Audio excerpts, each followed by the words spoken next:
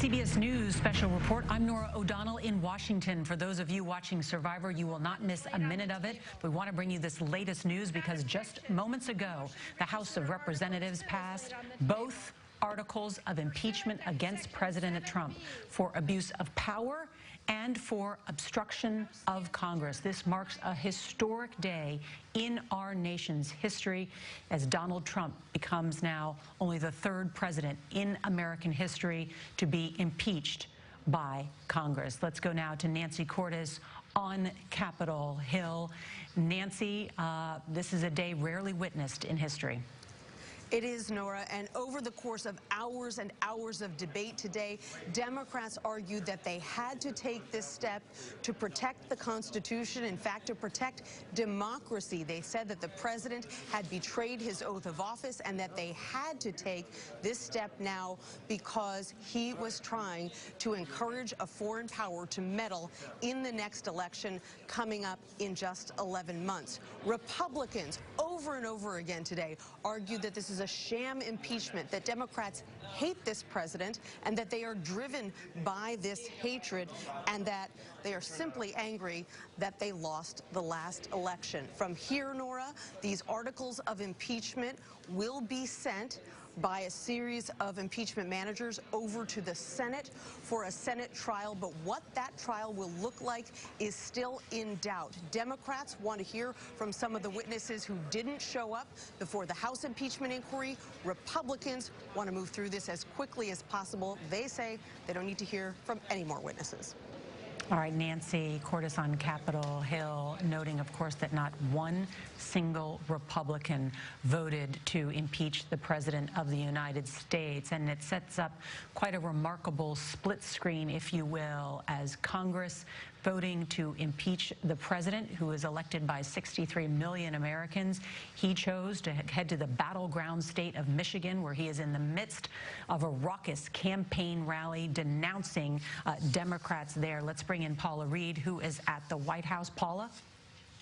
We've heard the president at this rally, Nora, tell his supporters that it certainly doesn't feel like impeachment, and he's been touting his economic record and party unity. That is something the president has been calling for since the beginning of this process. He wanted the Republican Party to rally around him.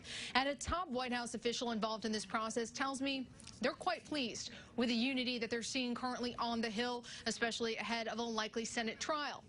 Now, even though the president refused to answer questions from reporters as he left the White House earlier today, we're seeing him use this rally to attack his Democratic rivals, specifically Senator Elizabeth Warren and Mayor Pete Buttigieg. Now, at the very moment of this historic vote, the president was hearing cheers from this crowd as he discussed Space Force. But so far, he has not addressed this vote, and it's not clear, Nora, if he knows that he has officially become the third U.S. president to be impeached by the House of Representatives. Well, the president is not holding back at that rally. Let's listen in quickly to what he just said. This guy actually said that, and then he walked away. By the way, it doesn't really feel like we're being impeached. The country is doing better than ever before. We did nothing wrong. We did nothing wrong. And we have tremendous support in the Republican Party like we've never had before. Let's bring in Major Garrett.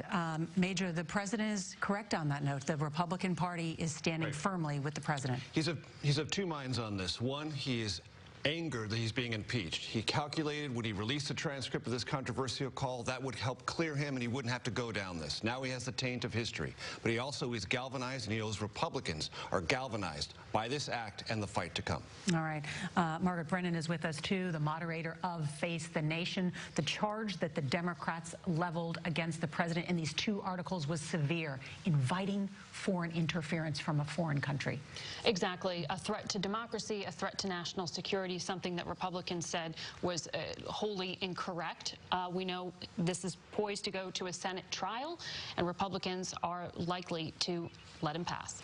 All right, our coverage continues with our 24-hour streaming network, CBSN, and you can watch it at cbsnews.com or on our CBS News app. For those of you in the West, we'll have much more coming up on the CBS Evening News. For the rest of you, Survivor continues right now. I'm Norah O'Donnell with the news here at CBS News, Washington.